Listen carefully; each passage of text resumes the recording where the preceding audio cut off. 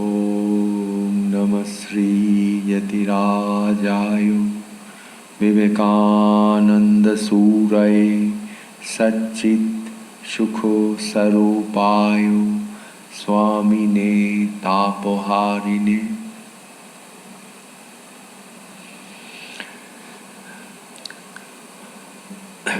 আপনাদের একটা ছোট কথা মনে করিয়ে দিই, আমাদের এই যে ইউটিউব চ্যানেলটা আপনারা একটু মনে করে সাবস্ক্রাইব করে নেবেন, তাহলে আমাদের মঠের সমস্ত অনুষ্ঠান আপনাদের কাছে ঠিকভাবে পৌঁছে যাবে। স্বামীজি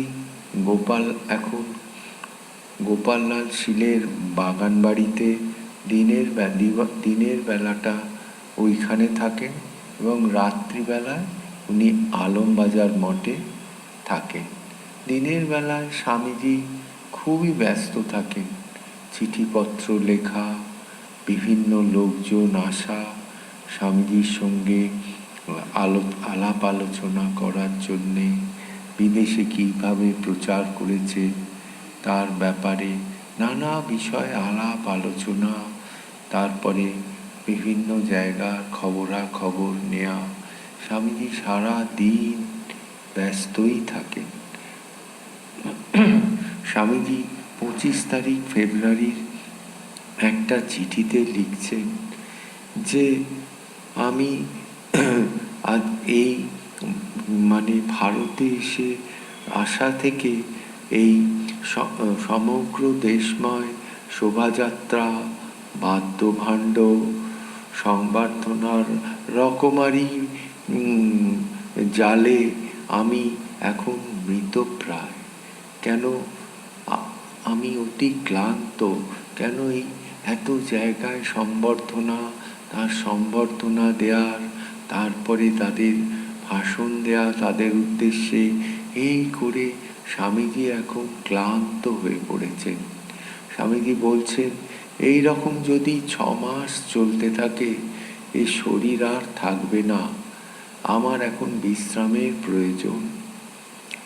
স্বামীজির গুরু ভগবান শ্রীরামকৃষ্ণদেবও বলতেন যে মা, আর এই ভাঙা ঢাকটাকে কত বাজাবি, এবারতে ফেটে যাবে।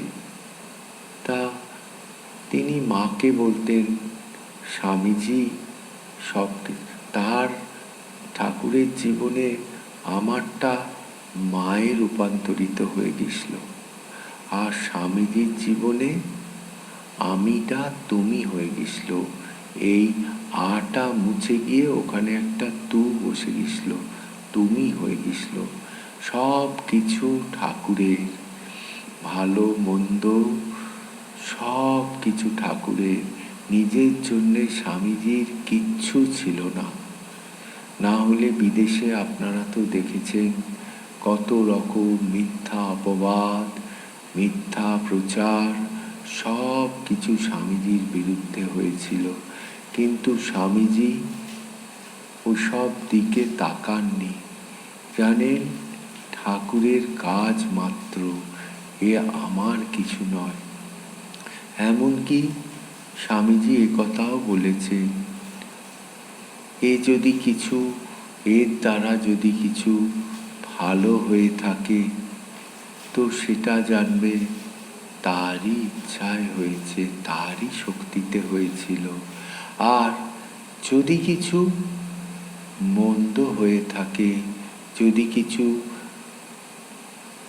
অভিশাপ বর্ষণ হয়ে থাকে, তাহলে জানবে আমার জন্য হয়েছে। স্বামীজির নিজের প্রতি কিচ্ছু কোনো দিন কোনো প্রশংসা সুখ্যাতি নিজের জন্যে কিচ্ছু রাখেননি। তিনি জানেন সব প্রভুর কাজ, আর অক্লান্তভাবে পরিশ্রম করে গেছেন। আপনারা তো দেখেছেন ঠাকুরের যখন শরীর চলে গেল, বরানগর মঠ থেকে স্বামীজির সেই পরিশ্রম শুরু হয়েছে। সারা ভারতে তিনি ঘুরে বেড়াচ্ছেন, সারা ভারত ঘুরে ভারতবাসীর অবস্থা, নিদারুণ করুণ অবস্থা দেখে স্বামীজি কান্না পর্যন্ত কাঁদতেন পর্যন্ত।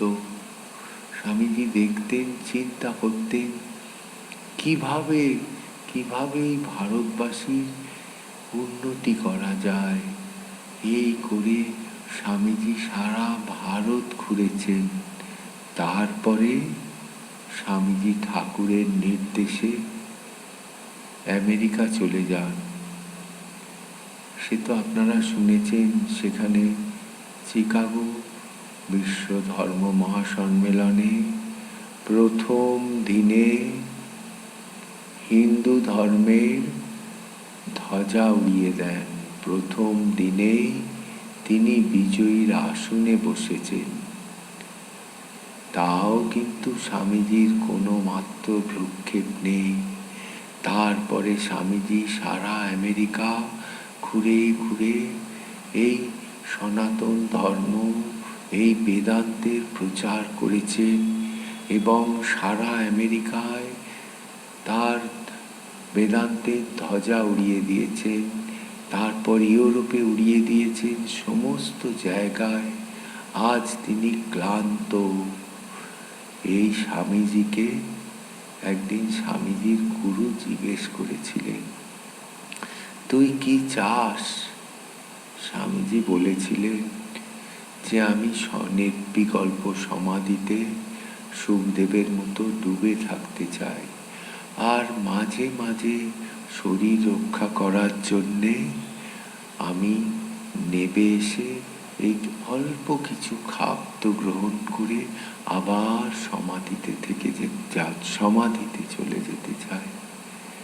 ঠাকুর বলেছিলেন, তুই এত হীন কথা বললি, কোথায় তুই বট গাছের মতো বড় হবি, তোর নিচে কত পশু পাখি মানুষ আশ্রয় গ্রহণ করবে, না তুই নিজের কথা চিন্তা করলি। সেই দিন থেকে স্বামীজি আর কোনো দিন নিজের কথা চিন্তা করেননি। সুখ দুঃখ মান অপমান সব ঠাকুরের কাজের জন্যে তিনি ভাবতেন যে এই মান অপমান, এত সম্মান পেয়েছেন সারা বিশ্বে, সারা ভারতে, তাতেও তিনি নিজের জন্য কিছু করেননি। জানেন, সব প্রভুর কাজ করতে এসেছি, কাজ করে যাব। একদিন এইভাবে স্বামীজি বসে আছেন গোপাললাল শীলের ওই বাগান বাড়িতে। গৌরক্ষিণী সমাজ থেকে একদল লোক এসেছিলেন। তাদের দেখতে অনেকটা সন্ন্যাসীর মতো, মাথায় সন্ন্যাসীর মতো গেরুয়া পাগড়ি পরা। এই স্বামীজির কাছে এসেছেন। তাদের কিছু নিবেদন ছিল স্বামীজির কাছে। প্রথমে এসে স্বামীজিকে একটি গোমাতার ছবি দিয়েছিলেন।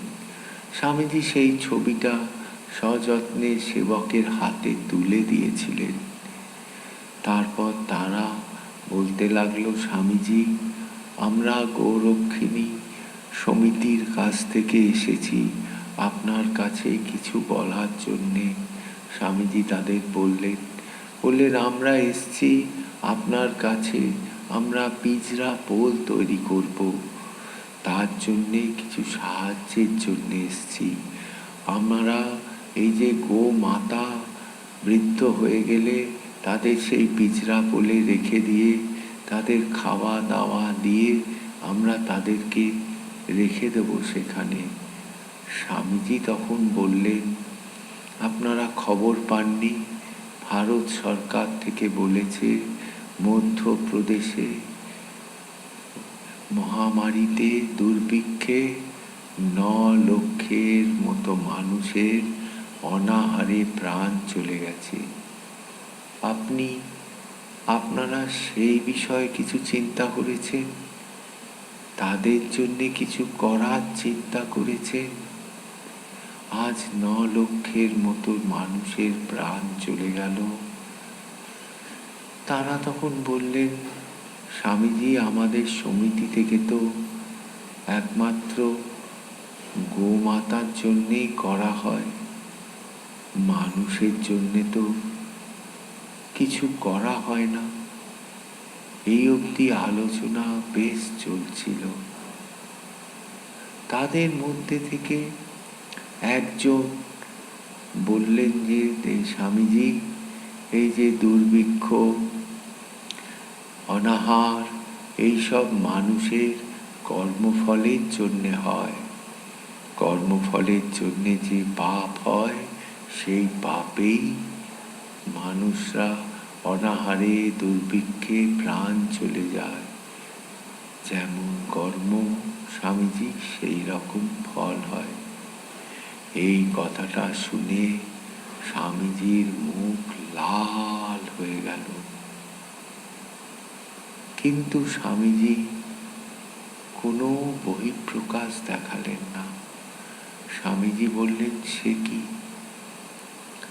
শুধুমাত্র পশু পাখির জন্যে খরচা করে সমাজের তো আমি কোনো উপকার হয় বলে দেখতে পাচ্ছি না। মানুষের জন্যে আপনারা কিছু করুন।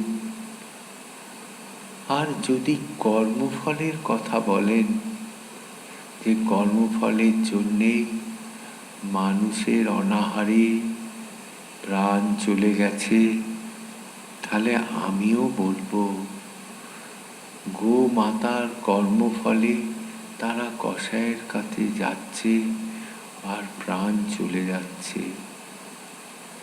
এছাড়া আমি কি বলবো বলুন?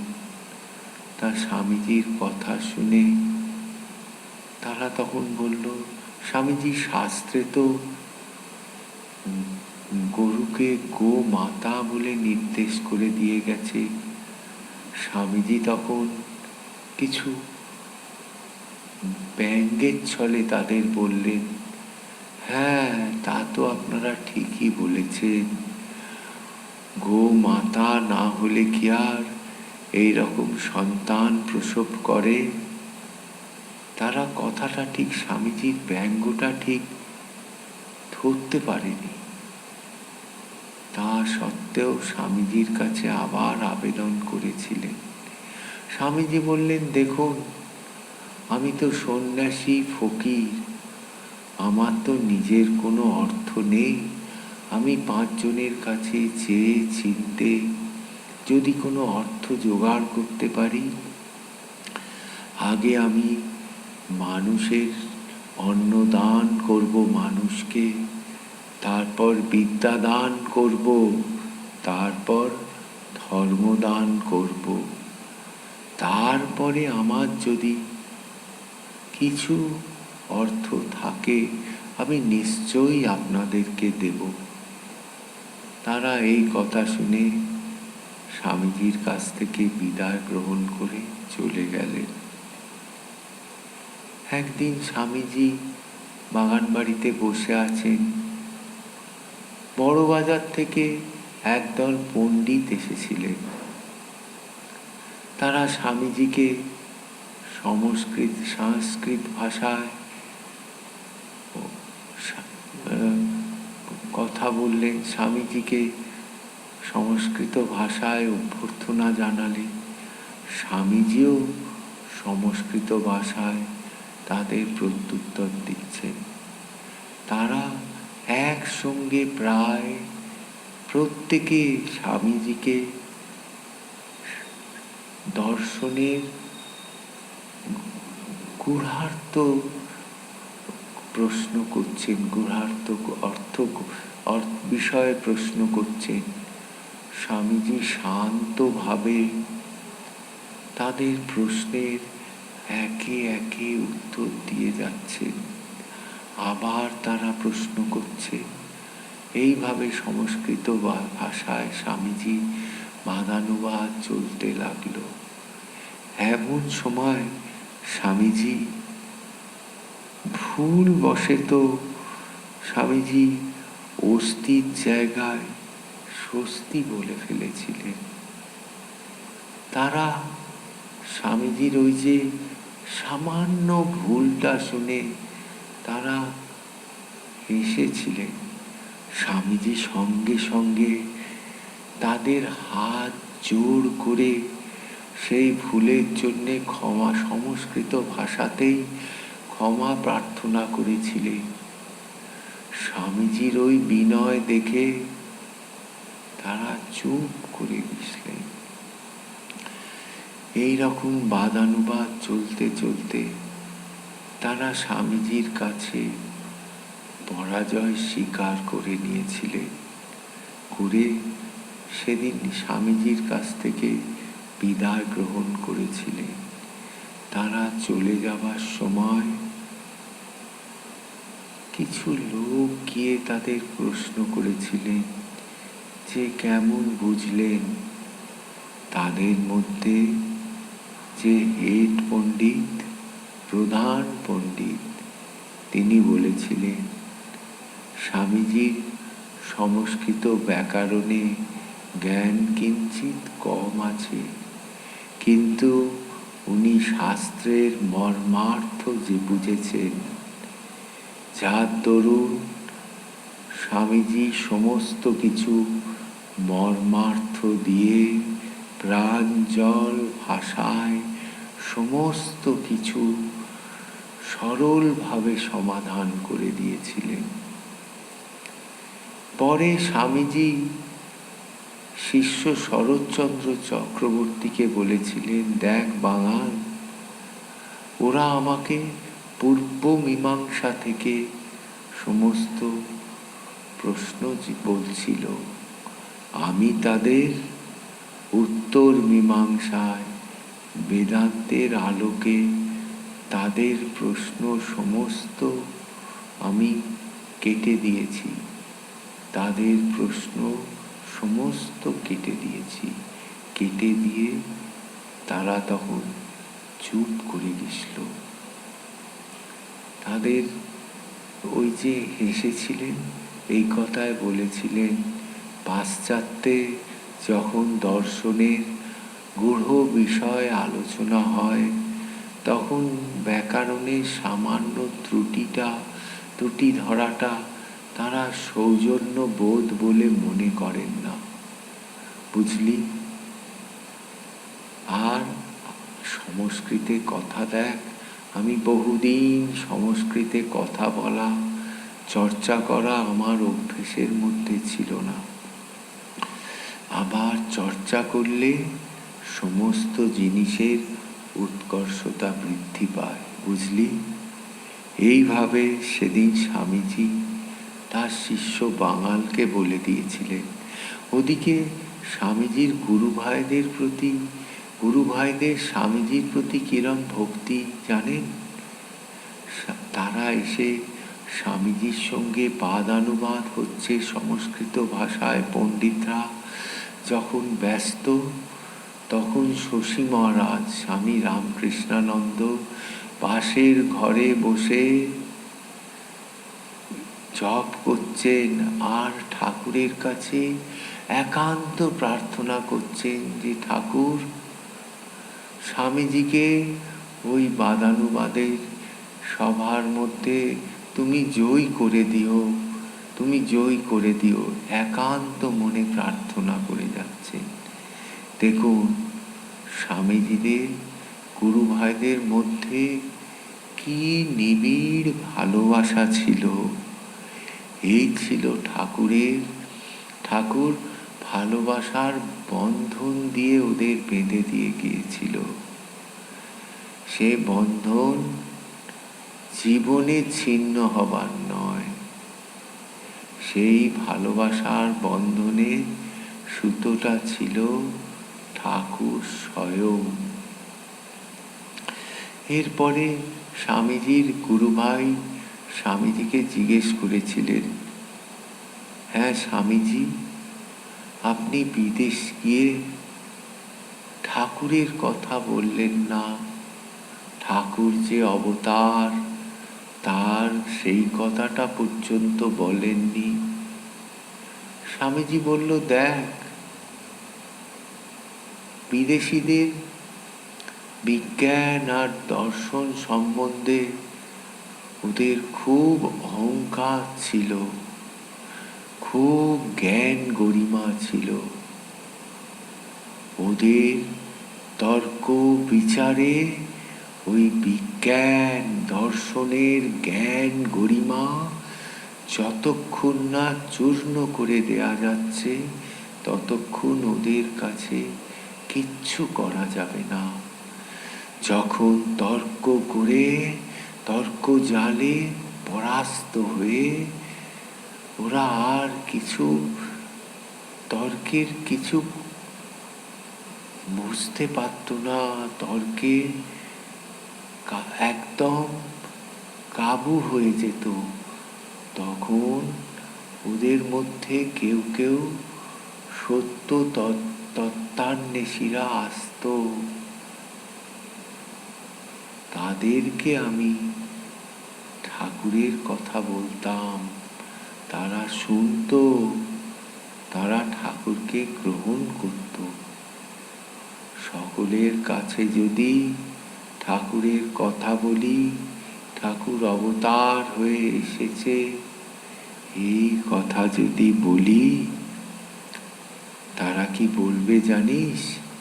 সঙ্গে সঙ্গে বলবে, ও তো অবতার হয়ে আমাদের যিশু এসেছিল, এ আর নতুন কথা কি বলছো, এ তো আমাদের জানা। বুঝলি, ওই জন্যে আমি ঠাকুরের কথা বলিনি। বস্তুত স্বামীজি আমেরিকায় ঠাকুরকে নিয়ে মাই মাস্টার বলে একটা লেকচার দিয়েছিলেন, আর লন্ডনে অল্প কিছু ঠাকুরের কথা বলেছিলেন। স্বামীজি সবসময় বেদান্ত সার্বজনীন ধর্মের কথা বলতেন, যে ধর্ম সকলের, যে ধর্ম হচ্ছে সকল ধর্মের সূতিকাগার, সেই ধর্মের কথা স্বামীজি বলে যেতেন। আর ওদের ধর্মে জানিস তো, যারা খুব ধর্মের গূঢ় তত্ত্ব, দর্শনের তত্ত্ব ব্যাখ্যা করত, দার্শনিক ছিল, তারা সব সময় গম্ভীর হয়ে থাকত। তারা হাসি ঠাট্টা চটুল কথা ইত্যাদি কিচ্ছু বলতো না, তারা খুব গম্ভীর হয়ে থাকত। আমি যখন লেকচার দিয়ে নামতুম, বন্ধু বান্ধবদের সঙ্গে ঠাট্টা ইয়ার্কি মশকরা করতাম, তাদের কেউ কেউ বলতো, স্বামীজি তোমার এগুলো শোভা পায় না। স্বামীজি কিন্তু তক্ষুনি বলতেন, ওই যে আমি বলি স্বামীজির প্রত্যুৎপন্নামতি ছিলেন, সঙ্গে সঙ্গে বলতেন, আমরা আনন্দের সন্তান, আমরা আনন্দ নিয়েই থাকি, আনন্দের কথাই বলি, আমরা গম্ভীর হয়ে থাকতে পারি না, গম্ভীর হওয়া আমাদের শোভা পায় না। এইভাবে স্বামীজি ওদের বুঝিয়ে দিতেন। একবার স্বামীজি তখন আলমবাজার মঠে ছিলেন, সেবার ঠাকুরের উৎসব দক্ষিণেশ্বরে 7ই মার্চ হয়েছিল, আবির্ভাব উৎসব খুব বিরাট করে হয়েছিল। স্বামীজি এসছিলেন খালি পায়ে, মাথায় পাগড়ি বেঁধে স্বামীজি এসছিলেন। স্বামীজি যেখানে যেতেন যত লোক এসে স্বামীজির কাছে চলে আসতেন, কেন স্বামীজির কাছে কিছু শুনবেন, স্বামীজির কাছে কিছু জানবেন, এই সকলের বাসনা ছিল। দক্ষিণেশ্বরে তো সেদিন তিল ধারণের জায়গা ছিল না। স্বামীজি এলেন, এসে ধীর পদক্ষেপে আস্তে আস্তে ভবতারিণীর মন্দিরে গেলেন। মা কালীকে ভূমিষ্ঠ হয়ে প্রণাম করলেন। স্বামীজির দেখা দেখি সকলে ভূমিষ্ঠ হয়ে প্রণাম করলেন। তারপরে স্বামীজি সেখান থেকে রাধাকান্তের মন্দিরে গেলেন, সেখানেও ভূমিষ্ঠ হয়ে প্রণাম করলেন। তারপর স্বামীজির সেই প্রিয় ঘর, যে ঘরে স্বামীজির গুরুদেব বাস করতেন, ঠাকুরের ঘরে স্বামীজি ঢুকতে পারছেন না, এত লোক ঢুকেছেন। স্বামীজি আস্তে আস্তে ঠেলা ঠেলি করে স্বামীজি ঠাকুরের ঘরে গেলেন, কে ভূমিষ্ঠ হয়ে প্রণাম করলেন। স্বামীজির মন ভারাক্রান্ত হয়ে গেছিল। ঠাকুরের ঘরে ঢুকে ঠাকুরের ভাবে একদম ভারাক্রান্ত মনে ধীর পায়ে আস্তে আস্তে স্বামীজি বেরোলেন। লোকেরা স্বামীজিকে ধরেছিলেন, তার মুখ থেকে কিছু কথা শুনবেন। স্বামীজিও চেষ্টা করেছিলেন কিছু বলবেন, কিন্তু সেখানে এত চেঁচামেচি, এত গোলযোগ যে স্বামীজি সেখানে কিছু বলতে পারলেন না। স্বামীজির সঙ্গে দুজন যে বিদেশি নিয়ে এসেছিলেন, বিদেশিনী, তাদের নিয়ে ধীর পায়ে স্বামীজি ঠাকুরের সাধন ক্ষেত্র দেখাতে নিয়ে গেলেন।